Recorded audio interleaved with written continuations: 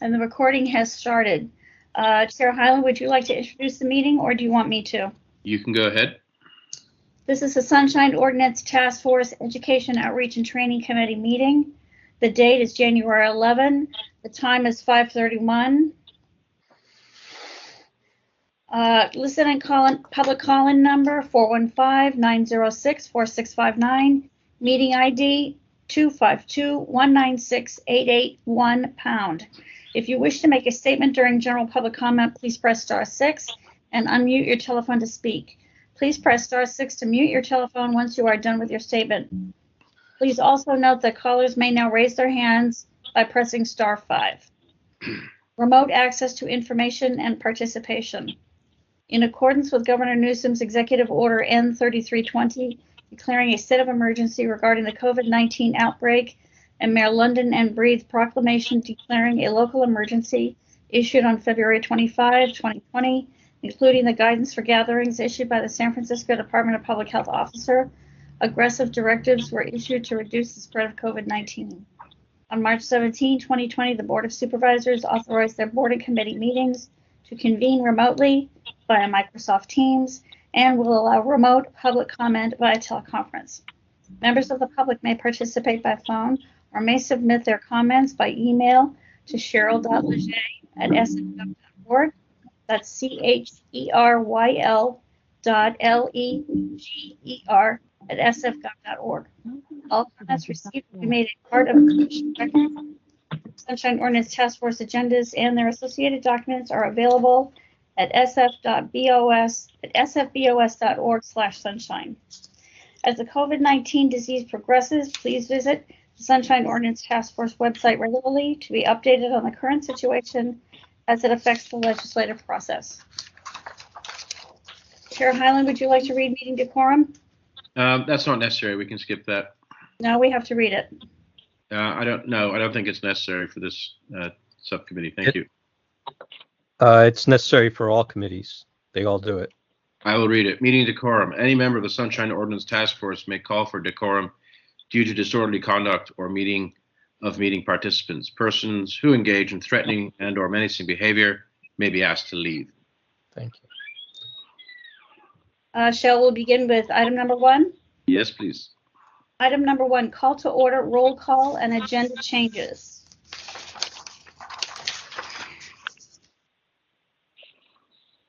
Member Padmanabhan is absent. Member Wolf? Present.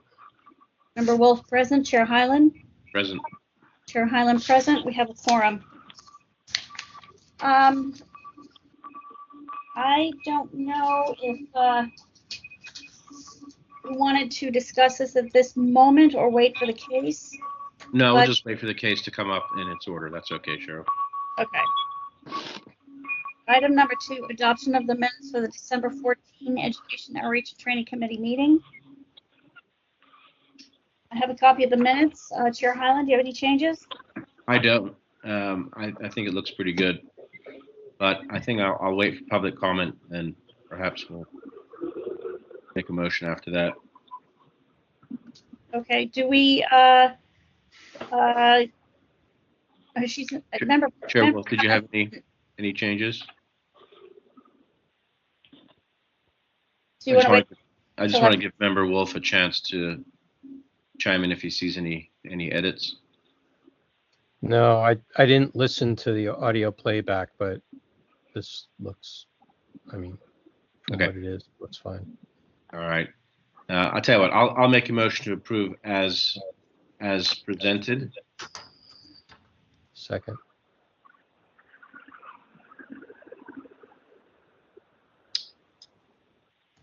And let's open it up for public comment when you're ready, Cheryl.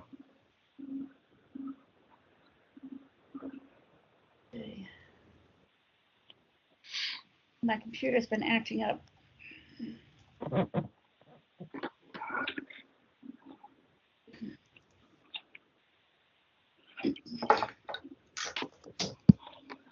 This is public comment for the minutes on the motion to approve the minutes made by Chair Hyland. Do we have any public commenters?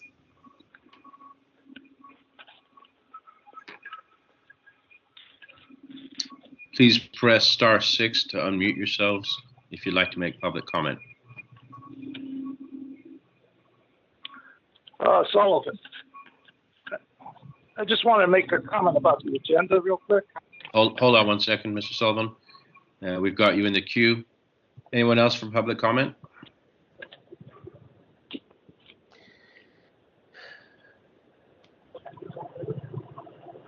Hearing none. And Mr. Sullivan, this is public comment regarding the adoption of the minutes. If you want to make other public comment, you can do that at the next item, item 3. I know, but there was no allowing for public comments on the agenda, item 1.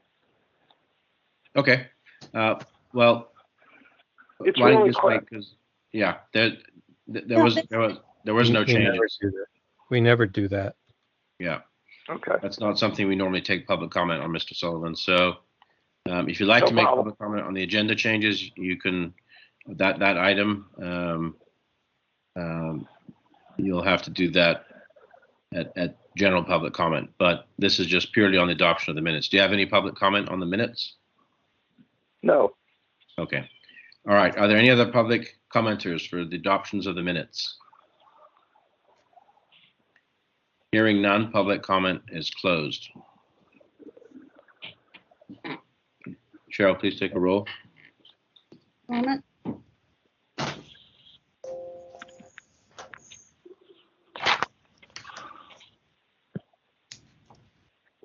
Chair Hyland? Aye. Chair Hyland, aye. Member Wolf? Aye.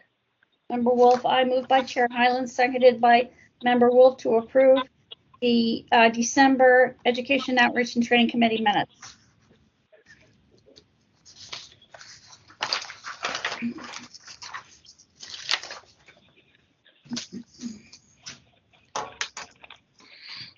Shall I read item 3, Chair Hyland? Please.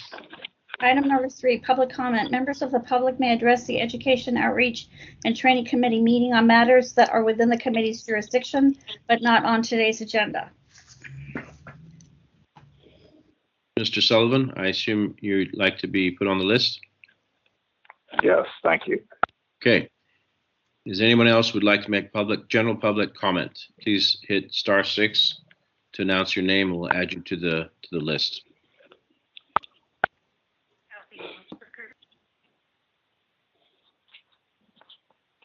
Let's give it a few seconds. I think I hear people trying to unmute, but can't quite tell.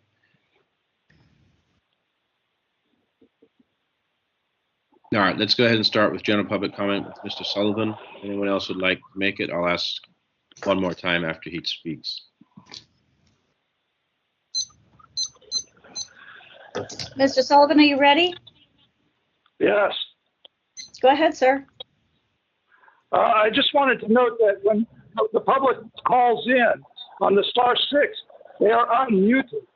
So in your instructions, it might be good to have something where you press *6 to mute yourself once you call in so that you won't hear all these voices and stuff. People don't realize that and get all confused. When complaints are put forward, they are more than just about obtaining records and access to public meetings. They are further about the public's right to know and holding government officials accountable. This is in your jurisdiction. There are many clauses in the public access laws that state this. Section 67.1E, public officials who attempt to conduct public business in secret should be held accountable for their actions. Only a strong open government and sunshine ordinance enforced by a strong sunshine ordinance task force can protect the public's interest in open government. If you think what you are doing as solely about records and meeting accesses, you are not realizing the task force's full purpose. I've heard Mr. Manat Shah complain about waiting for his order of determination, ODs, so that he can make another request and to put into the OD the 5 days. I have heard other ODs wait for actions by government officials. The OD really has little external weight outside the motion and action in it. The task force spends time correcting the minutes and approving them, none of which it does for the ODs. What really has weight is the voted action. Section 67.21E, upon determination that the record is public, the Sunshine Task Force shall immediately order. The task force determined action is an immediate order. There is no waiting. This has all the validity and weight unto itself. DOD is more an internal document that is not corrected or voted on to be passed on to other municipal office with enforcement powers. A shall for every task force conclusion that a person has violated any provision of access laws, not only limited to public records or public 30 meeting seconds. access. For examples, meetings held without a quorum, action taken, or meeting definitions coming up in the Winship communications. These are in the Brown Act. Willful is the sunshine enchantment. Thank you for your time. Thank you, Mr. Sullivan. Is there anybody else that would like to make general public comment at this time? If so, please unmute yourselves, *6, and give your name to our clerk who will add you to the list.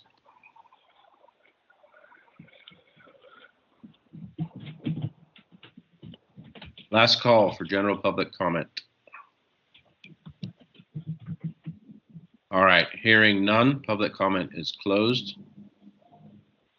Cheryl, when you're ready, please call the next item.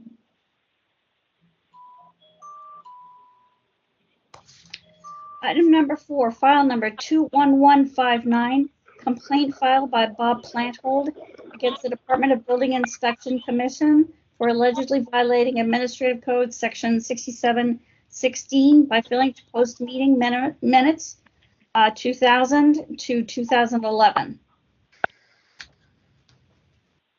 Okay, are both parties here? Mr. Planthold, are you on the line? I'm sorry, I didn't hear that. Who's here? Bob Planthold's here. Okay. And do we have somebody from the Department of Building Inspection? Hi, yeah, you have Patrick Hannon, the Communications Director, along with Sonia Harris, the Commission Secretary, and Tom Fessler from our Technical Services Division. Great, thank you. And Cheryl, I'm glad to see our request for people to RSVP for the meetings. It seems to be working. Both these parties wrote back to us and said they would be here. That's great. I just have one suggestion. If you could add in your verbiage, reply in writing. Just add those two words rather than just reply. That would be great. Apply to this email so that way you would get it too. No, in your verbiage where you ask people to reply if they're going to be at this hearing, just say reply in writing. I can find the exact example if you like. No, it's okay. Yeah. I just typed it in. So. Okay. No doubt as to what you're asking them to do. I do have one request. If you're not speaking, please mute yourself. We have 2 people who will be participating in this hearing. So if you're not speaking, please mute yourself so that we don't have background noise. Chris? Yes. Just note that because members of the public can raise their hand, you might want to keep the list of callers active on your screen. Okay, and how do I do that? At the little bar at the bottom, there's a icon. Looks like 2 people, one standing in front of the other. Yeah, I do have that actually. I do actually have it open. I do see one hand up. Yeah.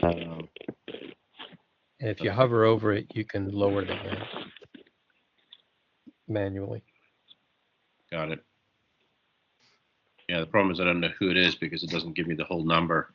But number ending in 91. I assume that person said their piece. Yeah, you might as well just lower the hand until we're ready. Take more comment. All right, so I'm hovering over it and the hand's still coming up. So hover. Okay, I'll do it. all right. Yeah, I'm not quite understanding it. There you go. Thank you. All right. All right. So Cheryl, when you're ready, Mr. Planthold, you'll go first, and you'll have 5 minutes to describe this situation to us. Mr. Planthold, are you ready to begin? Yes. Go ahead, sir. Okay. I'm a person with a lifelong mobility disability, and that's partly the motivation why I went to look at the files minutes for the Access Appeals Commission.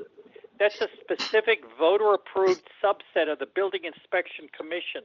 The Sunshine Ordinance makes reference to applying to bodies mentioned in the charter. Building Inspection Commission is one of those bodies. So Access Appeals Commission, by reason of being a voter-approved formal subset, also has to do this.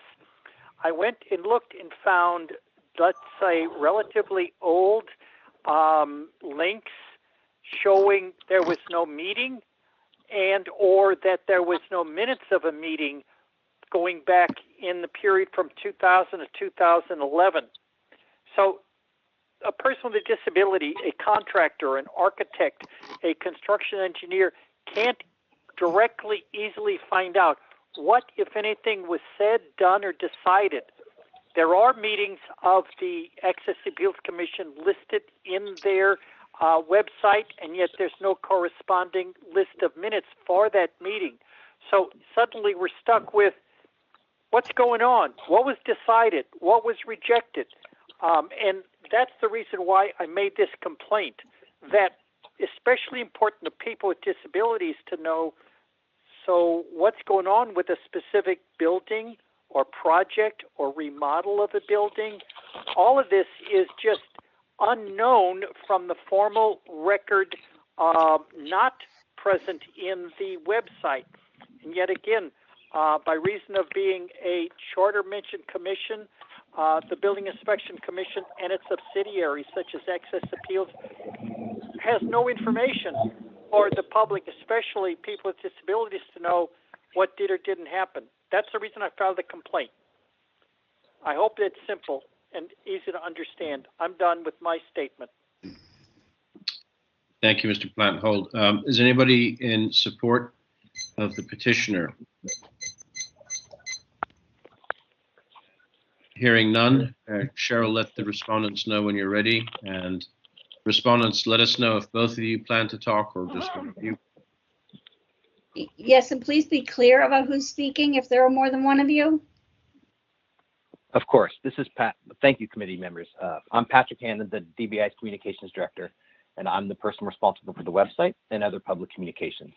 As I mentioned earlier, here with me today is Tom Fessler, DBI's Technical Services Division Supervisor who staffs the Access Appeals Commission, and Sonia Harris, the Commission Secretary for the Building Inspection Commission and the person named in this complaint. We acknowledge that our website did not include Access Appeals Commission meeting minutes, the recordings, for the years 2000 through 2011, and we apologize for this unintentional mistake. We are, as these minutes were from a decade ago and precede my time at DBI, I cannot speak to why they were not posted, but I can at the time of the meetings. Regardless, we have collected all of these minutes and are working with digital services to post them to our pages, and we expect to have those meeting minutes up, the recordings up by January 18th. I'd also just like to take a moment to thank Mr. Planthold for bringing this issue to our attention. I truly believe good government requires thoughtful and active community partners willing to point out when we haven't met expectations, and I appreciate Mr. Planthold's commitment both to our city and for holding us accountable. I want to thank the task force for giving me the opportunity to speak today, and I'm happy to answer any questions. Thank you.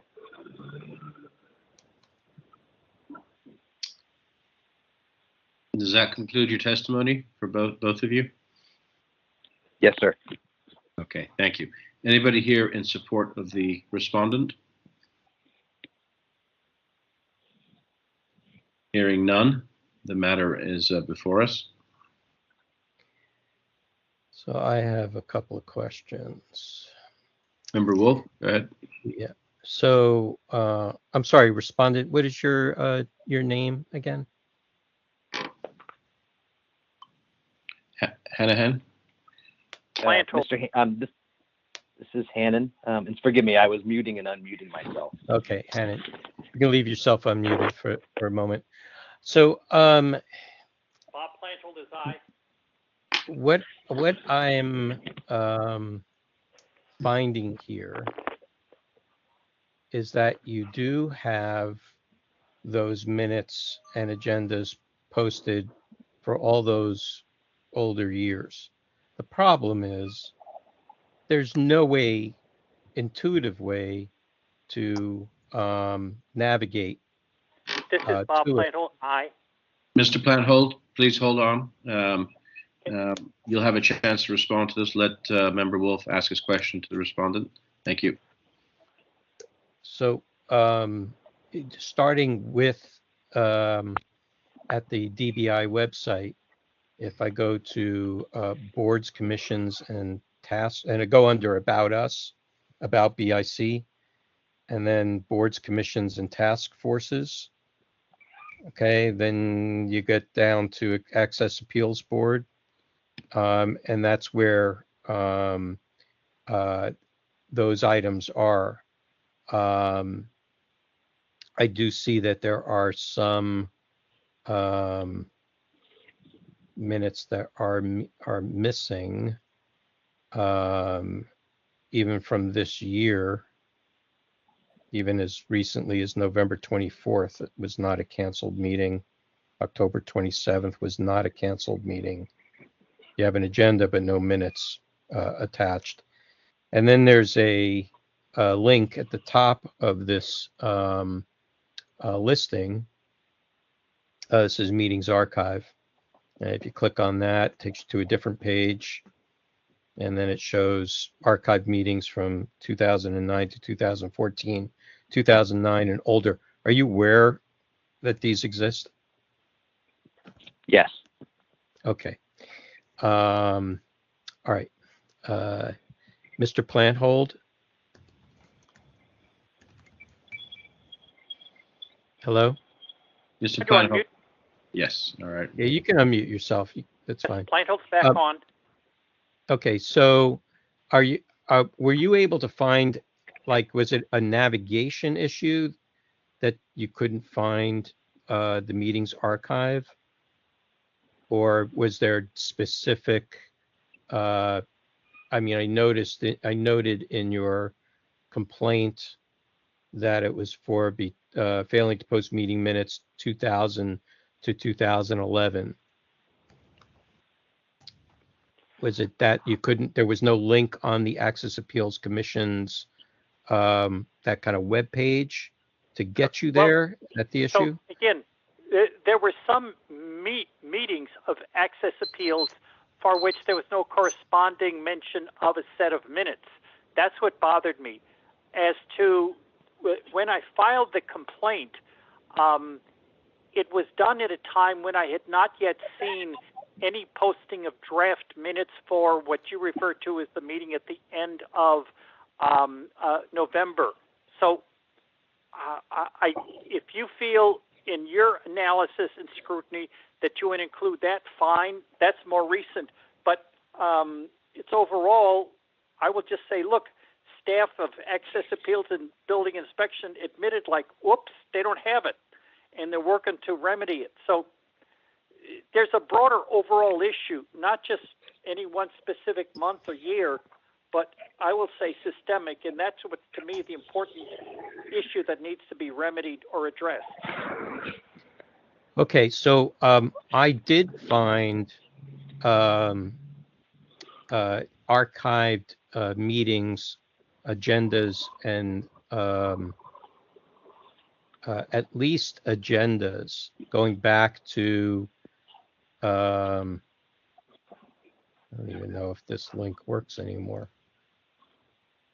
Yes, going back to 1997. It's in an area where archived agendas and minutes are held.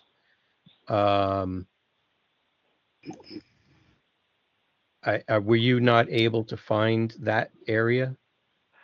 I didn't find that area, sir. I looked at the simple web page for Access Appeals Commission. Right, okay. And that's what didn't show the various months that I mentioned. Yeah, I understand. Okay, Mr. Hannon, I'm looking at the Access Appeals Commission webpage, and really is no navigation to the to your archive of the meetings. Is that something that you're currently working on? Yeah.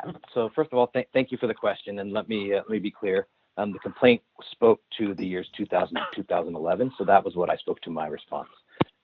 As part, like I said, I appreciate Mr. Planthold raising this because it did flag that there were other, not only during this period that Mr. Planthold flagged, but also that there were other recordings and or minutes that we needed to post. And so that's something we're working on as well. Again, I was just responding to his specific concern. That's in terms fine. of our actual website, you can, as you noted, you can both navigate via the bars across the top or do a search and get to both the Access Appeals Commission page as well as ultimately to the archive pages. That being said, DBI is in the process of doing our transition to sf.gov. And if you go to our website, you'll see some pages have already made that transition and others are getting there. We will of course also transition the Access Appeals Commission website to SF.gov at some point, but we haven't gotten there yet. It's just we're going. These websites, our website has like 10,000 pages that we have to go through, including all the various different archives. So this is something we're aware of. I definitely agree with you that the navigation could be better and that it will get better as we make this transition. Yeah, Member Wolf, Member Highland here. Yeah, I was also taking a look at that site, and starting at the petitioner's request 2000, it's actually fairly consistent. You can actually the documents open up earlier than 2000. I think it's in WordPerfect, and of course, I wasn't able to open that up. So I wonder if that's something that will be covered as you guys transition to the new system, getting it in a format that people can actually read. I'm sure that issue will be addressed. But obviously there are gaps along the way. So it sounds like the respondents are conceding that, and they're actually in the process of working on it. So I guess that's all good news. Is there anything else, Member Wolf? Well, just to note that having perused the archives, Mr. Planthold's claim of missing minutes is supported. So when you're ready for a motion, I'll make one. Yeah. Do you want to maybe let them Sure. do their closing arguments and entertain a motion? So, respondent, Mr. Hannon, you get to go first, 3 minutes, just to kind of summarize what your position is, and then the petitioner will do the same, and then we'll entertain a motion. Yeah, thank you again, committee members. Appreciate the opportunity to speak and to share and agree with Mr. Wolf that this was indeed an error, that the meeting minutes from 2000 to 2011 are especially dearth, and that we apologize, and we are in the process of fixing that. I do want to note that, as you noted, this is an archive page, which is one of the reasons why we're working with digital services, is that those pages are different to post stuff to than a normal page. And I also just wanted to note that, yes, absolutely, as we make this transition to SF.gov, we absolutely will be focusing on and figuring out how to archive and preserve the public records and make them as accessible as possible when we make that transition. So again, we will have, our aim is to have these recordings or minutes up by January 18th. And again, want to thank the committee and Mr. Planthold for bringing this to our attention.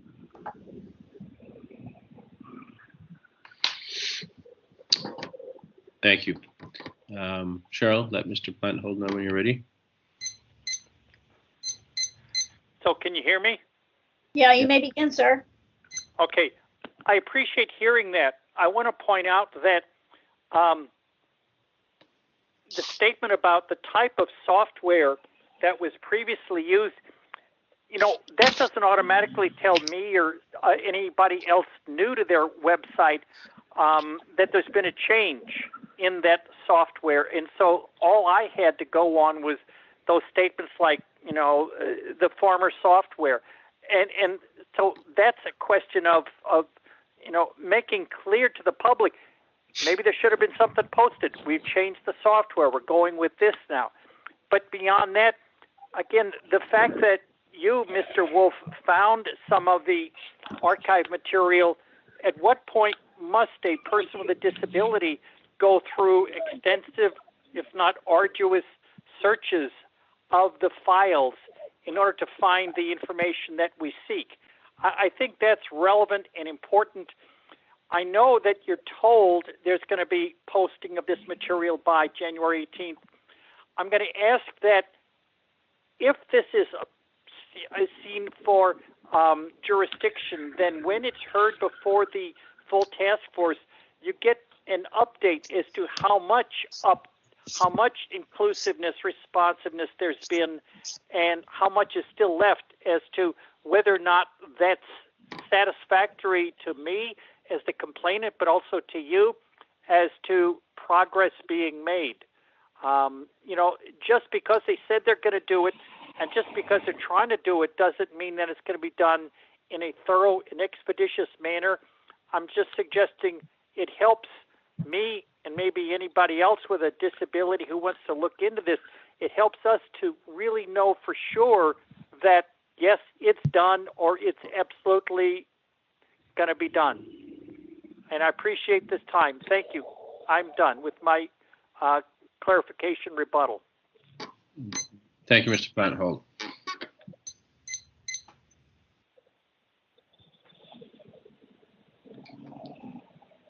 So, Member Wolf, you sounded like you were formulating a motion. Yeah. So move to find that the records are public, that they are within the jurisdiction of the Sunshine Ordinance Task Force through the Brown Act and the Sunshine Ordinance, and to recommend to the task force to review section 67.7 et al.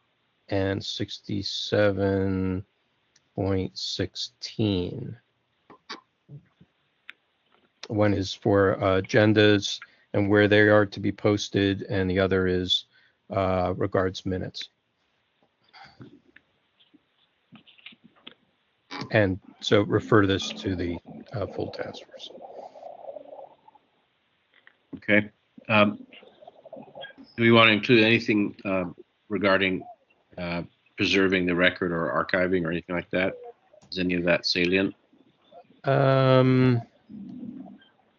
We can flesh that out at full task. I think I think that'll be fleshed out then. I think the main thing here is that, agendas are to be posted on the website, well, on its internet site, and the companion minutes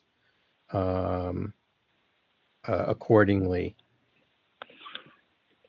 Okay, I will second that motion that Member Wolf made.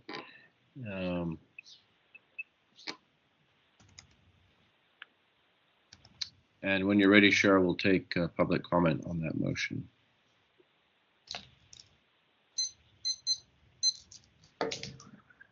This is public comment on the motion. Do we have public commenters?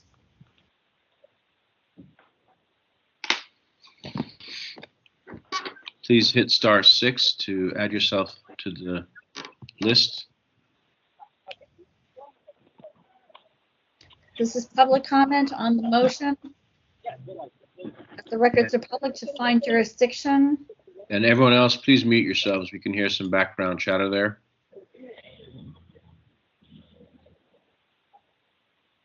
All right, hearing no public comment, please call the roll.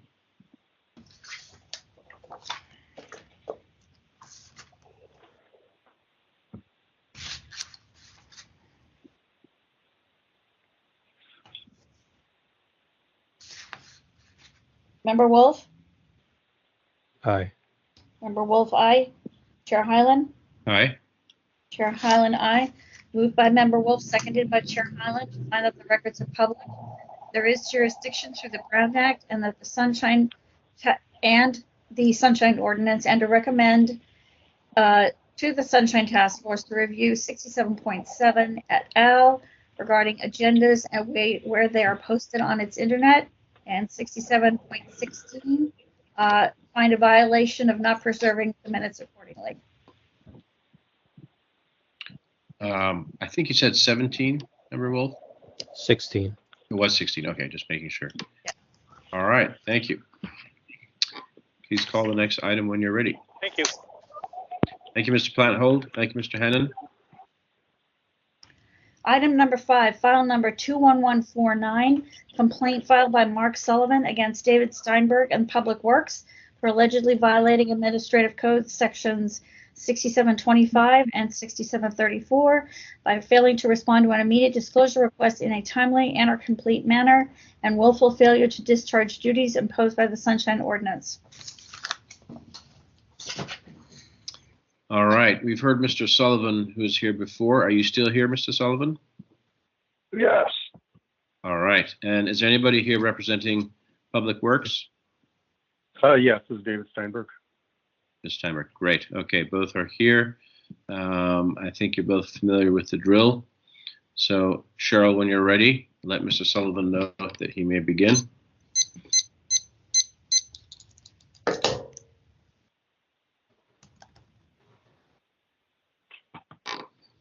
Mr. Sullivan, are you ready to begin?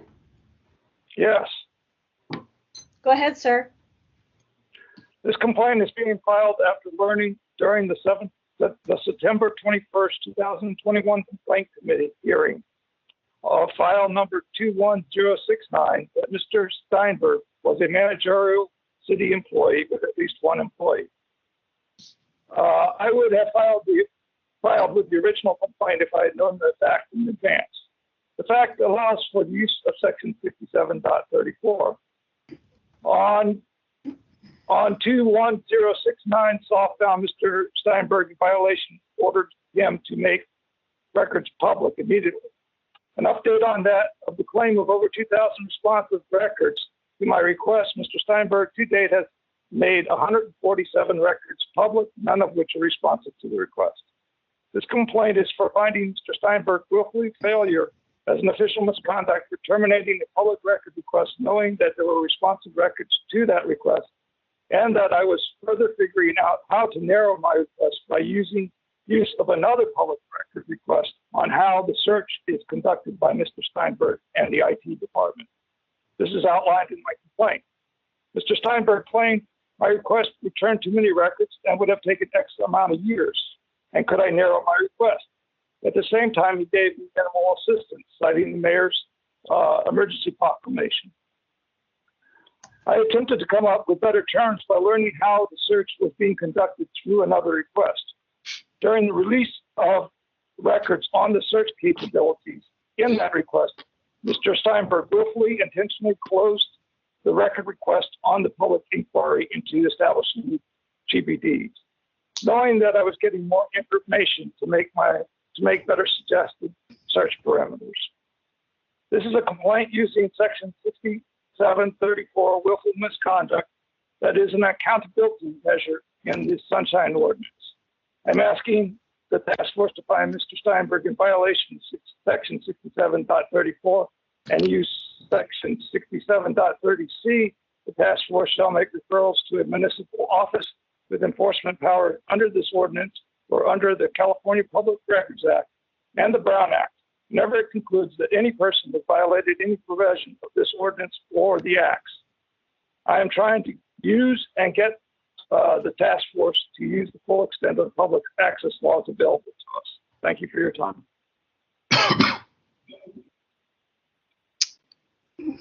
Thank you, Mr. Sullivan. Is anyone here in support of Mr. Sullivan? Hearing none, Cheryl, please let the respondent know when you're ready. Mr. Steinberg, are you ready to begin? Sure thing. Go ahead, sir. Good evening, Chair Hyland and members of the committee. My name, again, is David Steinberg, and I'm custodian of records for San Francisco Public Works. In his complaint for file number 21149, Mr. Sullivan says, I willfully and intentionally closed a record request knowing that the petitioner was getting more information to make suggested search parameters. To be blunt, that is bull. And I suggest that Mr. Sullivan stop trying to divine my intentions. The timing of my closure of the initial request had nothing to do with his other requests for instruction manuals. I closed the request when I did because that was the point at which I had received advice from the city attorney's office. The complaint duplicates the allegations of misconduct. This complaint duplicates the allegations of willful misconduct that Mr. Sullivan submitted in another complaint, file number 21143, which he subsequently withdrew after it had already been scheduled to be heard by the complaints committee. Both complaints, again, are over the same records request that was the subject of file 21069, the request that Public Works is responding to by releasing documents to Mr. Sullivan as directed by the task force, and that the compliance committee hasn't even had a chance to follow up for monitoring. Mr. Sullivan has additional complaints about my response to his initial request. They should be considered as part of file number 21069. For this reason, I ask that the committee recommend dismissal of this complaint to the full task force. Thank you very much. Thank you. Is anybody here in support of the respondent, Mr. Steinberg? Hearing none, the matter is before us, members. If I may? Yes, Member Wolf, please. Mr. Sullivan, I'm a little confused. Has this complaint been already heard by the task force? Not the willful misconduct. 67.34, willful failure shall be official misconduct. Yeah, I didn't learn about, okay, that's the only one. Okay, but is this in reference to a previous complaint that we've heard before on the same subject matter? It's on the same set of facts. It's a different complaint, and I would have put it in that original complaint. And I also say in the complaint that it can be combined into 21069. Well, if 21069 involved this particular request for this particular set of records that you requested, then I would think that it should be reviewed by complaints and amendments and be monitored and tracked by them. And if there was any anomalies with regards to that, then they would take up the issue with regards to any willful failure. That would be our appropriate process.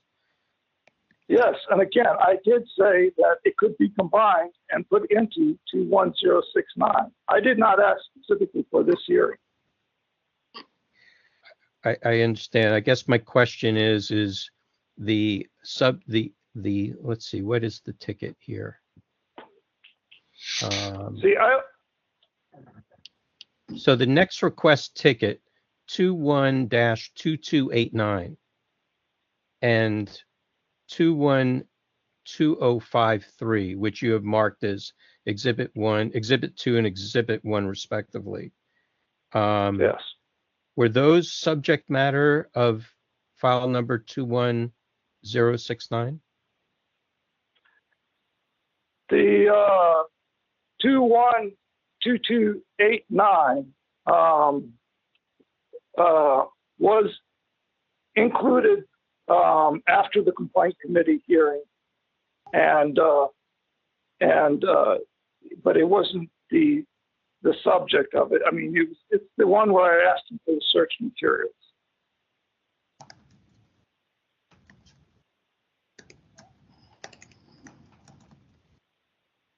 I'm just trying to get some clarity Chair, so Chair we can. Wolf, this is David. I can maybe I can help clear it out. Okay.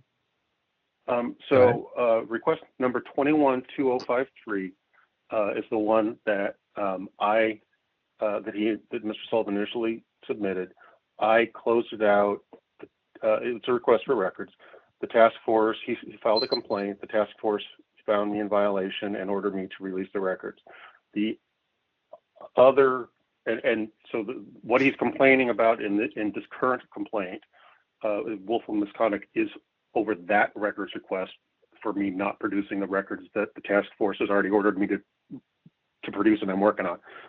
The other request that he's referencing was submitted separately, and his complaint in this case isn't about the new one. It's actually about the old one, but he's using the new one as evidence that he says I was acting willful misconduct, if that helps.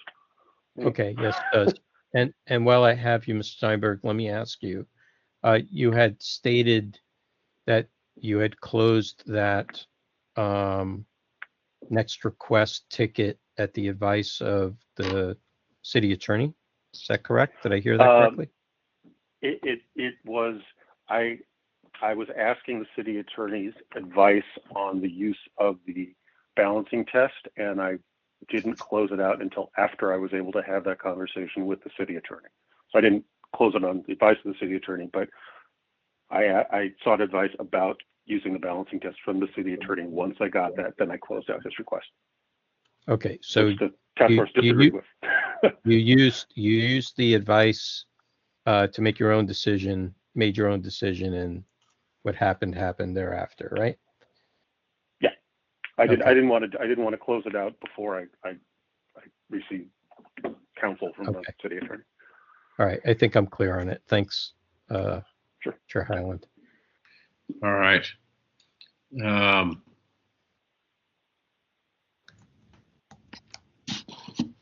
Yeah, this looks duplicative to me, Member Wolf. Now that we've kind of gotten to the root of it, and it looks like hold on, Mr. Sullivan. It looks like I think our clerk asked him, "Do you want to open a complaint?" And that's how this started, which is, that's normal.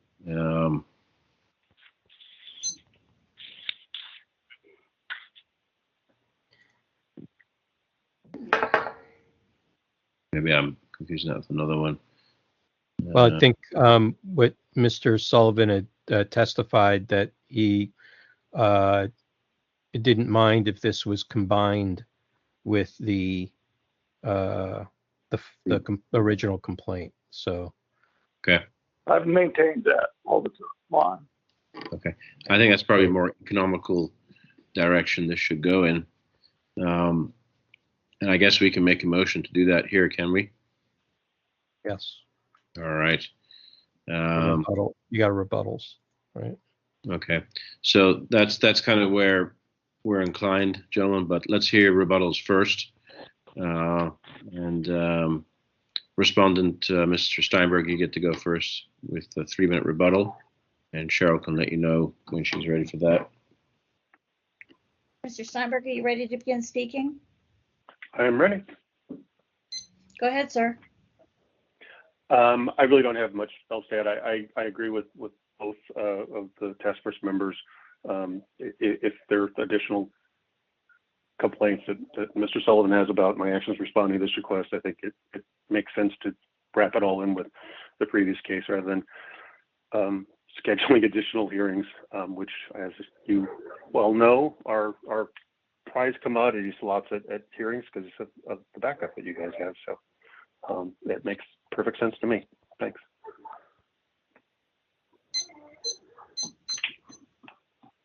Mr. Sullivan, are you ready to begin speaking? Yes. Go ahead, sir. I have no problem with the motion and combining it with the other complaint. That's kind of what I would have done if I only found out the information that Mr. Steinberg was a managerial employee during the hearing at the complaint committee hearing. So I didn't know that fact. So it was kind of hard to put it into the other complaint right at the same time. And that's all I have to say. Thanks for your time.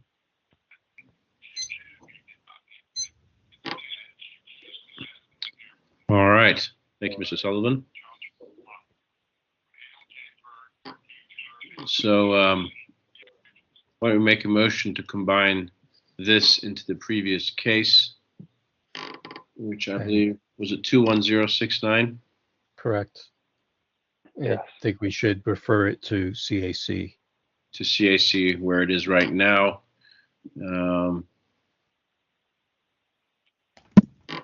And state that Mr. Sullivan would also like to have 6734 be considered.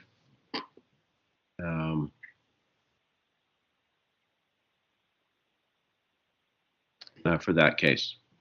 Yeah, it should just be reviewed by compliance and amendments to see if what the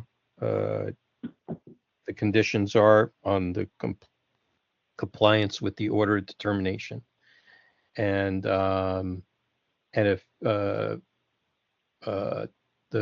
petitioner or complainant has additional issues, they should be brought up in reference to that. All right, so let me say that. Let's forward this to CAC to be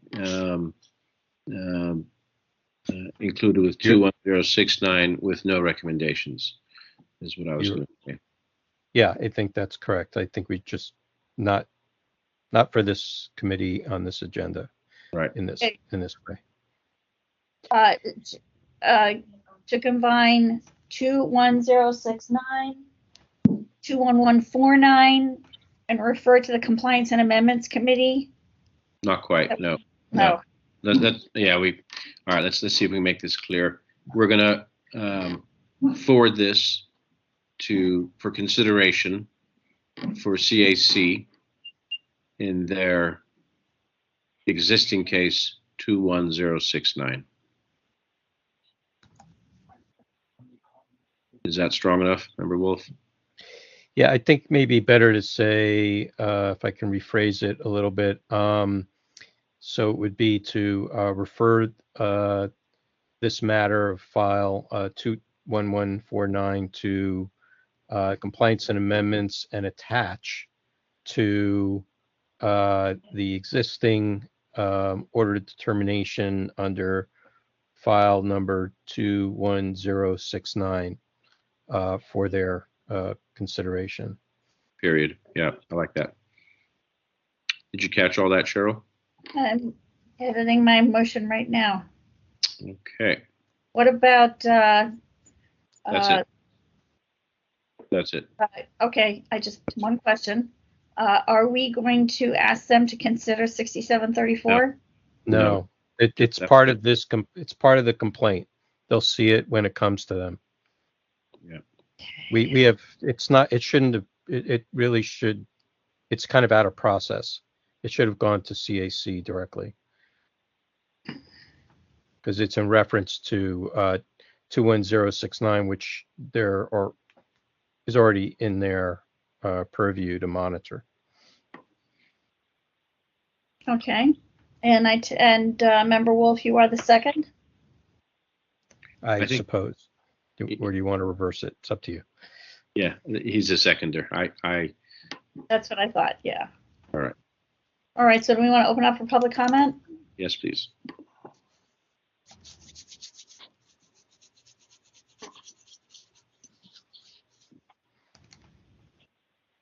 Cheryl, this is Victor Young. I just want to suggest that you note in the file that both files should be scheduled at the same time. Okay. Just there's no confusion. They should both be scheduled concurrently.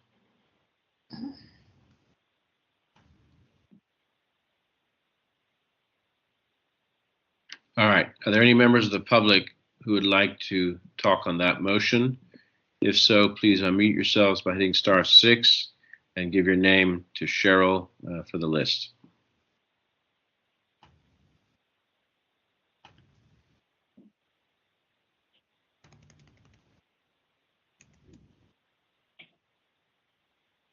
Last chance for public comment on this motion. Please hit *6. All right. Hearing no takers, public comment is closed. Cheryl, when you're ready, the roll.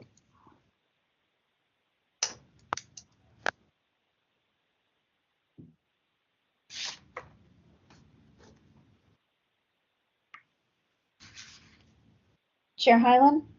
Aye. Chair Hyland, aye. Member Wolf?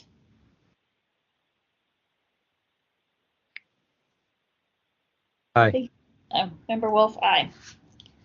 Moved by Chair Hyland, seconded by Member Wolf to combine case number 21069 and 21149 and refer both matters to be scheduled to at the Compliance and Amendments Committee hearing for review and consideration, and attach the existing order of determination for 21069. Very good. Okay.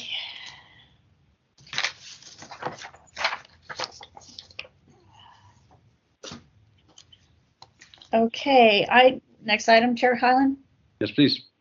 Item number 6, file number 21116, complaint filed by Anonymous against the Department of Public Health for allegedly violating Administrative Code Section 6721 by failing to respond to a public records request in a timely and or complete manner. I received an email from this anonymous petitioner saying that he would be unable to attend, but to go ahead with the hearing without his presence. And he sent that on Saturday, January 8th. All right. Thank you.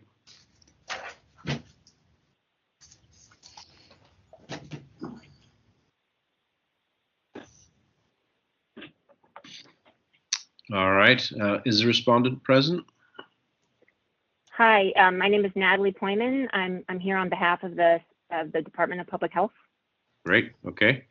Okay. Well, absent the petitioner, you'll be up first, and you'll have 5 minutes to talk to us about this case. So, Cheryl, let her know when you're ready. Ms. Poyman, could you please spell your last name? Of course, yeah. P as in Paul, O-J, M as in Michael, A-N as in Nancy.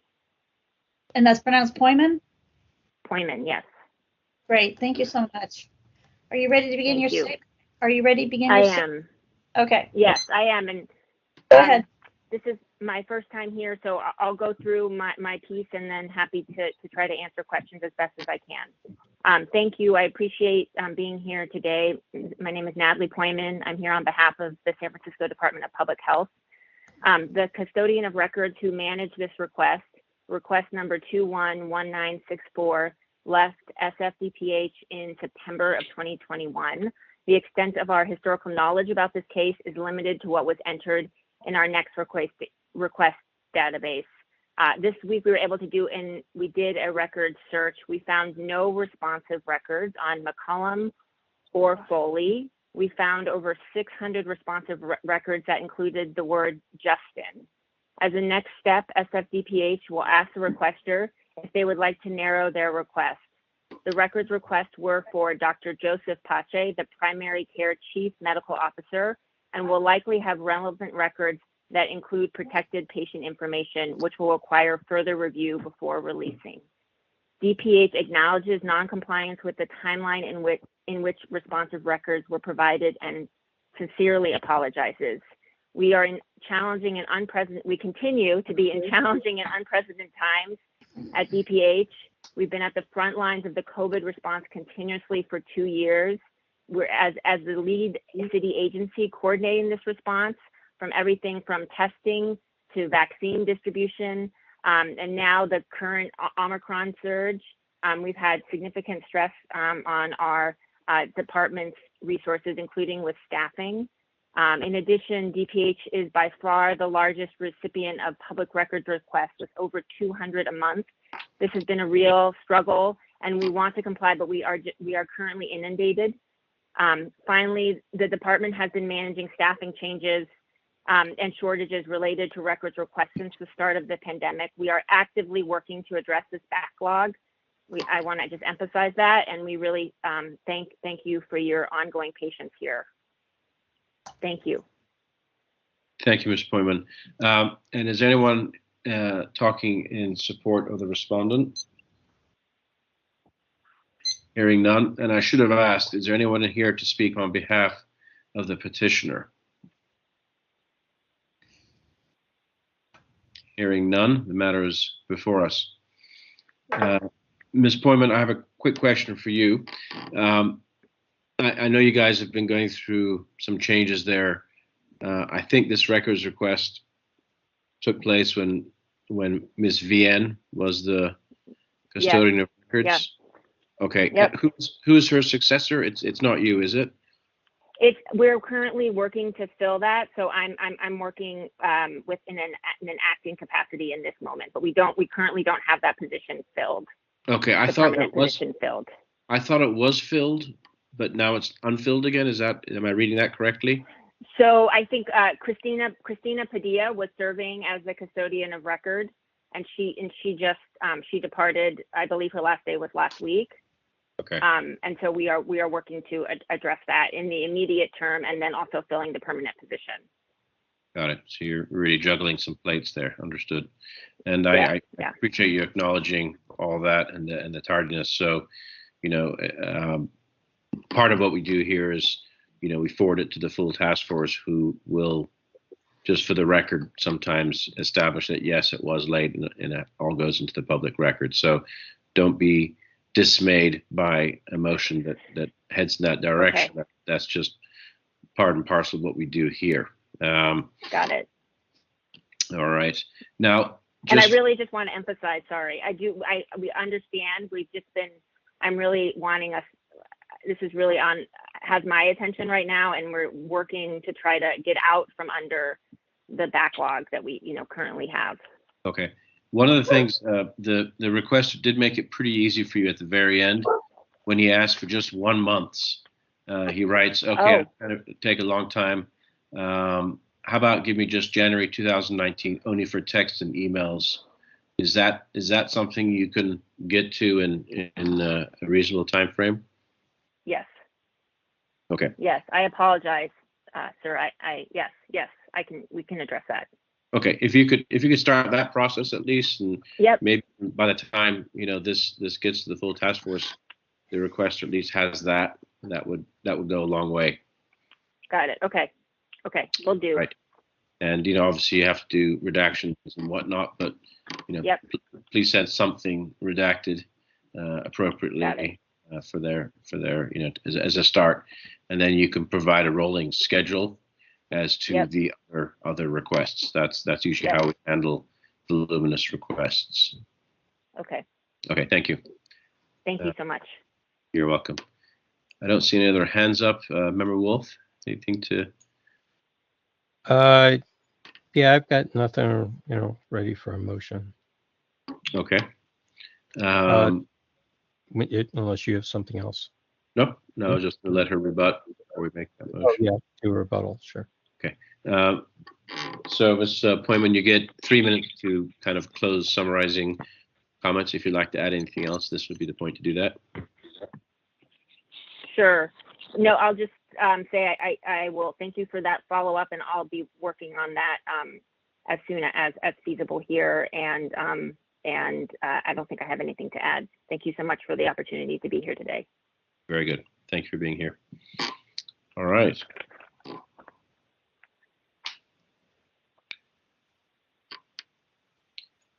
Member Wolf, would you like to craft something? Bruce, you're on mute. Sorry. I move to find that the records are public. That's within jurisdiction of the Sunshine Ordinance Task Force, and to forward to the Sunshine Ordinance Task Force for hearing, with a recommendation to review Section 6721 for timeliness, as also testified by the respondent. I'll second that motion.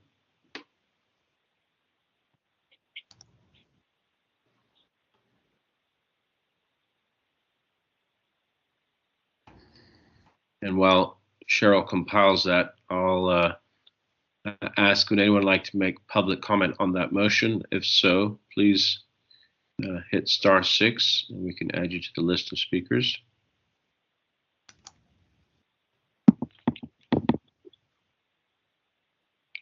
Checking for hands up. I don't see any.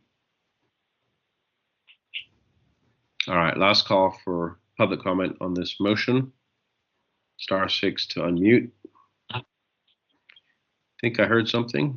I think it was static. All right. Nothing there. All right. All right, let's go ahead and close that and then take a roll on this, please, Cheryl.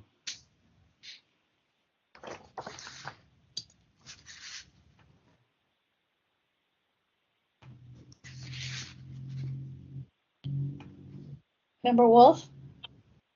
Aye. Member Wolf, aye. Chair Hyland? Aye.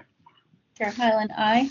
Moved by Member Wolf, seconded by Chair Hyland, to find that the records are public, that there is jurisdiction, and to forward the matter to the task force for hearing with the recommendation for review of 6721 for timeliness. Great, thank you. And Cheryl, if you could add in the notes section for this item that Ms. Boyman has agreed to try and do a search on all email and text to and from Joseph Paquet for the month of January 2019 with the keywords McCallum or Foley or Justin. That's the original request narrowed down. So, could you repeat that, Chair Hyland? sure, it's in the IDR, but with the keywords McCallum, MC capital C ALLUM, or Foley, FOLEY, or Justin. Okay. And please communicate that to the petitioner. We are working on that. Yeah, when I get the minutes done, I'm going to send them to the petitioner so he has them, and I'll include that note. Very good. All right. Just a second.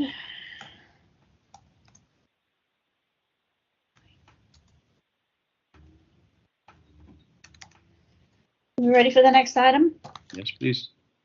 Item number 7, file number 21129, complaint filed by Kathy Mossbrucker against Anthony Leapy and the Department of Building Inspection for allegedly violating Administrative Code Section 67.7 by failing to post an agenda with appropriate contact information. All right. Are both parties here? Ms. Mossbrucker? And someone from DBI? Hi, this is Patrick Hannon. Again, I'm here with Anthony Leppy, the person named in the complaint. Very good. Okay. Anybody here on behalf of the petitioner, Kathy Mossbrucker? Hit *6 to unmute yourselves.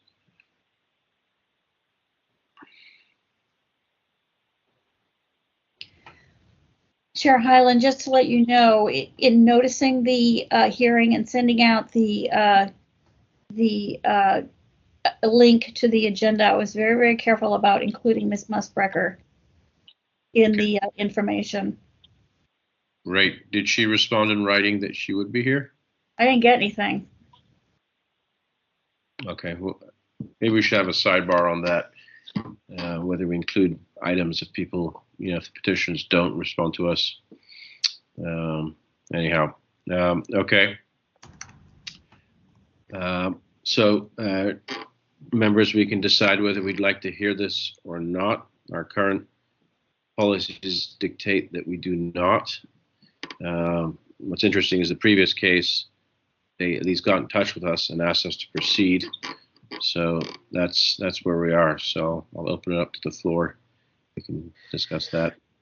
Right. So under our rules of the public complaint procedures, section C, paragraph 7, under attendance and requirements for the complainant and the respondent, both parties are required to attend the hearings. However, at the discretion of the task force or committees, accommodations may be made in response to special circumstances. Further, if the complainant fails to appear at the task force or committee hearing regarding their complaint without prior communication, the matter may be filed and dismissed without prejudice. Complaints dismissed without prejudice are considered closed and no further actions are to be taken. So there has been no communication. I'm just confirming again, no communication from Ms. Mossbroker? Kathy Mossbroker. I have not heard anything. Okay. Then as per our rules, I'm going to make an express motion that we file the complaint and dismiss it without prejudice. And we should add that they have, 30 days to 60. reopen? 60 days. Right. Yeah. Complainant shall be notified of the action and may request that their complaint be reopened in writing if requested. Complainant may also refile the complaint on a future date. The task force or its chairperson shall determine if the complaint shall be reopened. Very good. All right. I will second that motion. So Ms. Leger, just for your notation, it's the public complaint procedure, section C7, A and B, or you just do C7 because it's inclusive of all of this. In our complaint procedure? Of our complaint procedure, yes. That we're going to file and dismiss without prejudice under, I guess it's C7B actually. C7B, okay. Yeah.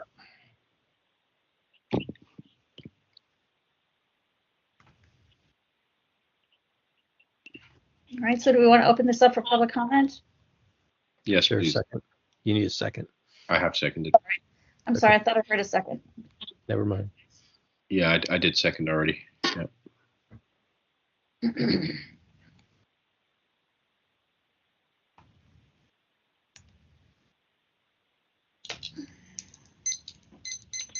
So shall we open it up for public comment? Yes, please.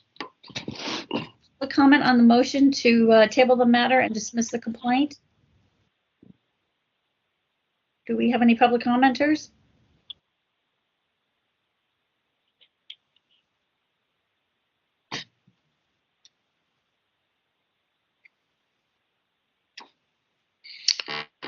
Star 6 to unmute yourselves, please, for public comment.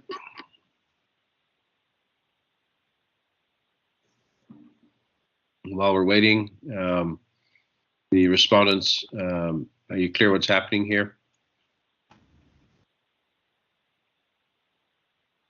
In other words, this may come back before us if the petitioner decides to reopen this.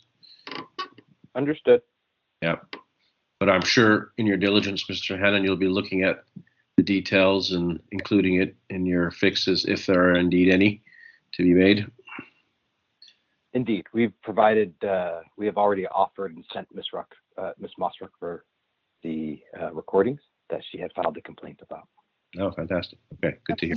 Oh, sorry, no, I apologize. I'm getting we sent her the notice was reheard. The meeting was reheard, renoticed, reheard because of this issue.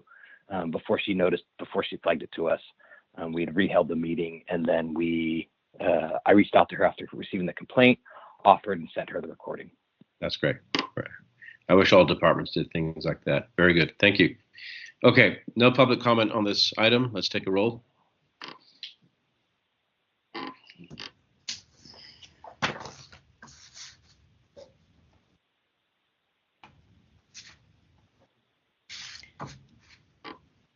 Member Wolf?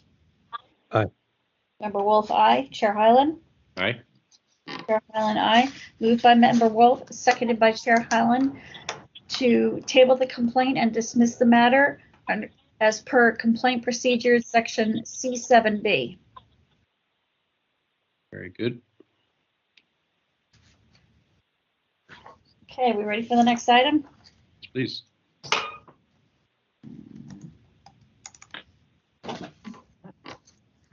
Item number 8, announcements, comments, questions, and future agenda items by members of the Education, Outreach, and Training Committee. I've got a couple items. Go ahead. Yeah. So one is, I think it'd be a good idea to, for also as part of our kind of reporting or monitoring for complaints that were actually fixed before a hearing. I think it should be notated that respondents who had fixed an issue that came after a complaint was filed, but before a hearing, despite their admission of violation. I think, we've heard a couple of those today, and I think it's just whatever the circumstances are, they are. We're not, necessarily dealing with an egregious or an actual violation. It's due to unforeseen circumstances, but there's it's conscientiousness around getting things repaired. The second item is also I'm wondering if our expedited hearing process under the Project Catalytic program, whether we should start sending out those notices. Let me ask Ms. Leger, do we send out those notices regularly to all respondents? The affirmation form?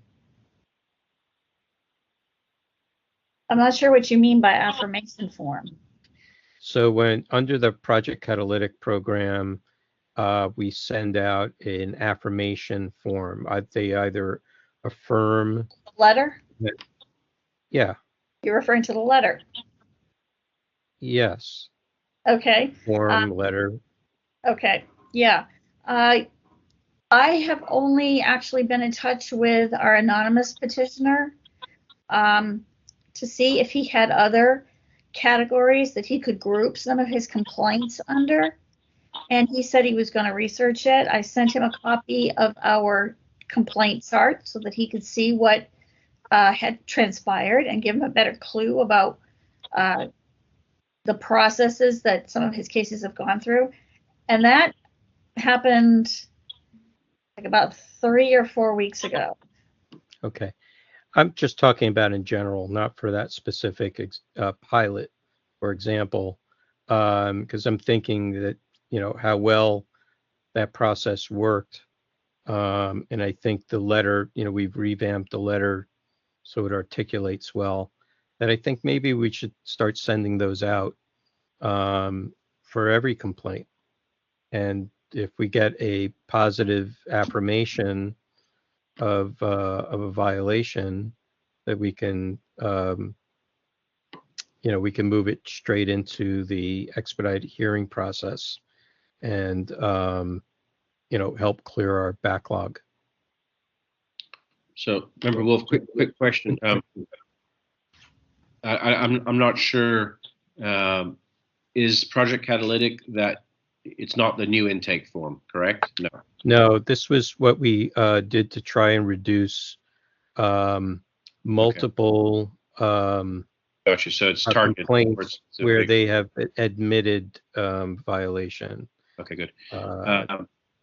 Yeah. So what I was saying at the top of the hour to Ms. Leger is, in your last email, Cheryl, I like what you've written, and I've asked her independently in this subcommittee, Bruce, to write this line. Although it's been repeated in the boilerplate, I still like it in the actual last email where she writes, "Please confirm your attendance by January 5th, 2022, 5 p.m."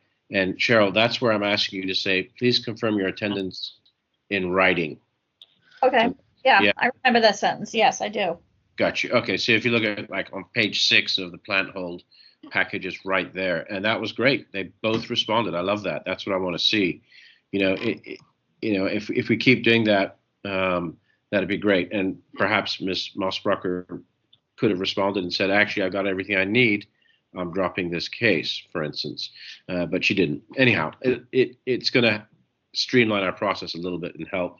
And while we're on housekeeping matters, just another nitpicking request, Cheryl, on the index, if you could please write the number, the page number in the actual box, not all sort of off to the side, because it's not quite, I know you check a box and you write the page number, but try and put it in the box so we can just quickly refer to that. And then one thing, I know I've asked this in the past, I'll ask it again here. I think it's very important in the first meetings in this complaint committee to identify the original records request or IDR. Please find that and reference that on the index. I see right now there's not a space on the index page for that. Can we please add that? So you've got petition complaint, and then you've got memorandum and petitioner complaint supporting documents. A lot of stuff is just lumped into that supporting documents. I'd like to see the original records request, and that might be somewhere on page 2 or 3 of our new intake form. It might be somewhere else, but that should be readily identifiable. And I'd like to see a new box on that, if that's something we can do for EOTC. I don't know if you want to. I don't know if this agenda packet contents list has to be voted on by the full task force or whatnot. But I think this is administrative, and maybe if you just write it even by hand, that would be very helpful. So we can go straight to the. Yeah, I can certainly create an index, but I think we could also remove city attorney memo because we're not using that anymore. Agreed. So original records request. Okay, so that'd be great. Yeah. Yeah, just because that's what we have to key into so many times, and we've kind of gone down rabbit holes, and we come back and look at that. I mean, people should be finding that when they do the reviews, but it'd be nice to have it indexed. That's all.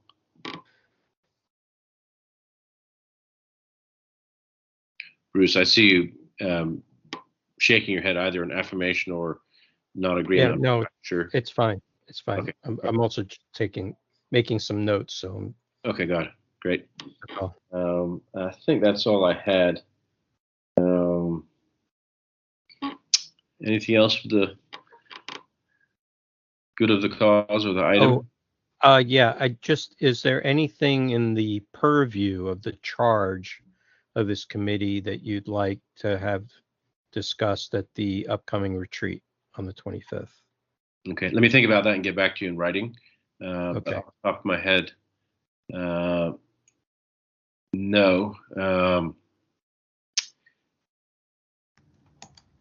And is our intake form finalized? I've seen some communications about that, or is that something we're going to discuss? We're probably going to review that there. Okay. The one thing that I think might be good to just, I don't know, it's probably better to just talk about it within the confines of the committee, but we used to have a kind of a FAQ brochure, and to try and see if members will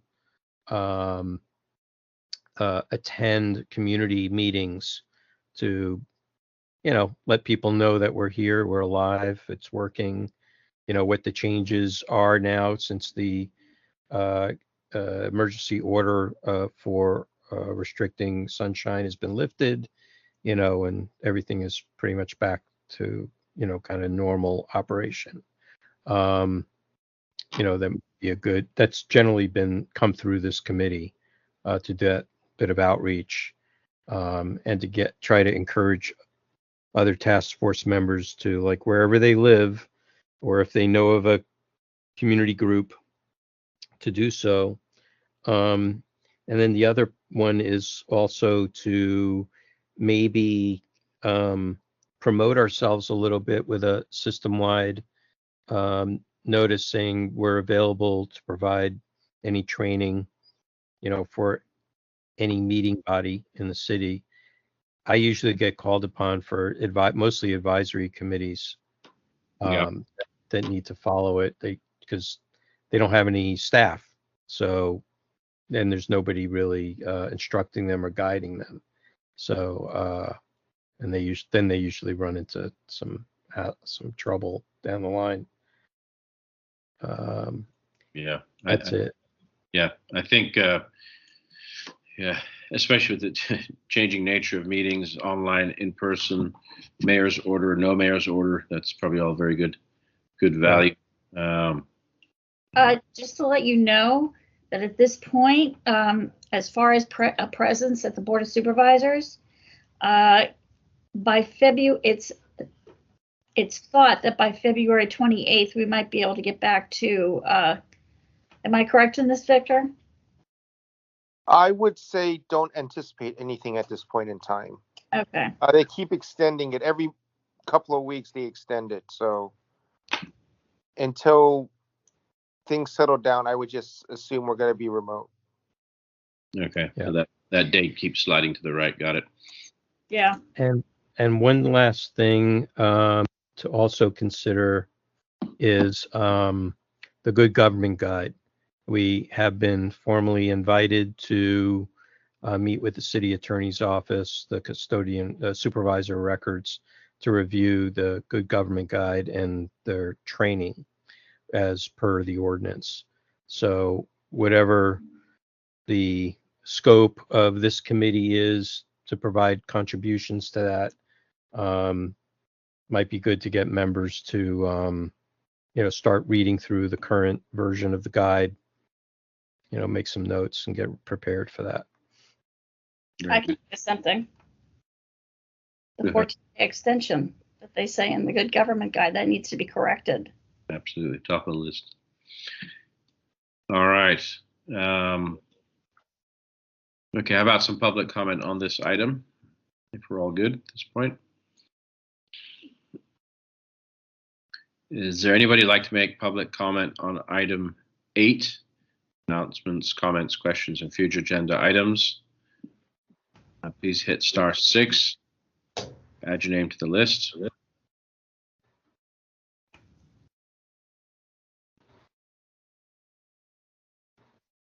I can assure you, Member Wolf, it's not usually like this. You picked a good one.